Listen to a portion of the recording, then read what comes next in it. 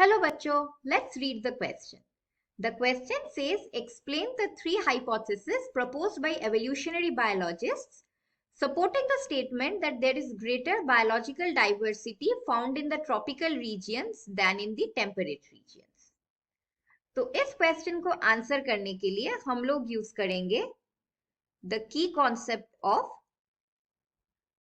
latitudinal gradients.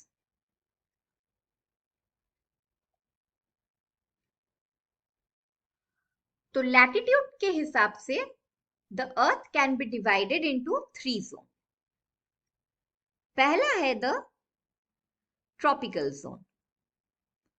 तो tropical zone lie करता है between the equator and 23.5 degree north and south. यानी कि equator and tropic of Cancer to the north, equator and tropic of Capricorn to the south. तो ये region equator के पास है. That is why they receive high amount of solar radiation throughout the year. Second है the temperate zone. Temperate zone lies between 23.5 degree and 66.5 degree north and south. यानी कि Tropic of Cancer and Arctic Circle के बीच towards the north and Tropic of Capricorn और Antarctic Circle के बीच towards the south. तो temperate region में there is a seasonal variation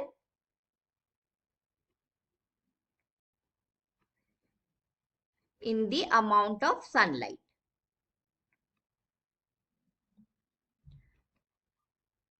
तो summer के time में the temperate regions are closer to the sun.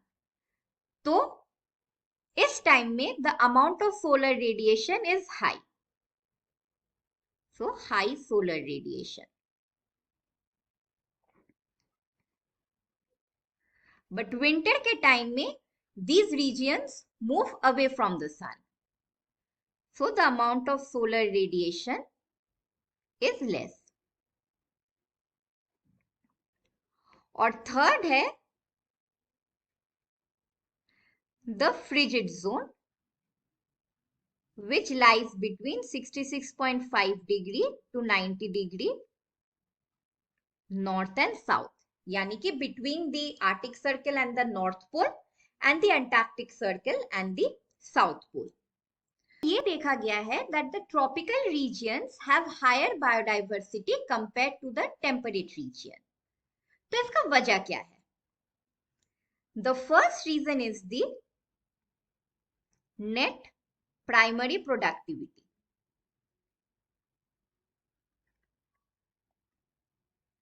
तो tropical regions equator के करीब होते हैं एंड दैट इज व्हाई ये throughout the year intense solar radiation receive करते हैं which increases their primary productivity.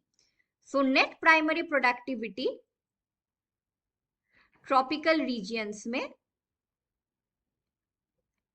ज्यादा है. That means they can accumulate more amount of organic matter और द बायोमास जो कि रिच स्पीसीज डाइवर्सिटी को support कर सकता है. सेकेंड है the age of the tropical ecosystem. तो tropical ecosystem is one of the oldest ecosystem और ये throughout the evolutionary time scale relatively undisturbed रहा है. So it is relatively undisturbed in comparison to temperate zones जो कि काफी हद तक affected है through ice ages and glaciation event. तो undisturbed रहने के कारण the organisms inhabiting the tropical habitat इन्हें ज्यादा time मिला है to evolve and diversify. So the evolutionary time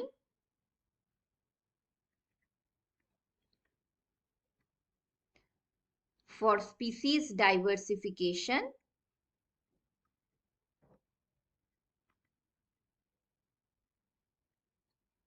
is more. और यही वजह है हम different types of plant, animals या माइक्रो ऑर्गेनिजम्स को देख सकते हैं इन अ ट्रॉपिकल हैबिटेट. और थर्ड है द कांस्टेंट और यूनिफॉर्म एनवायरमेंटल कंडीशंस. तो इक्वेटर के करीब होने की वजह से through out the year tropical regions में रहता है एक वार्म एंड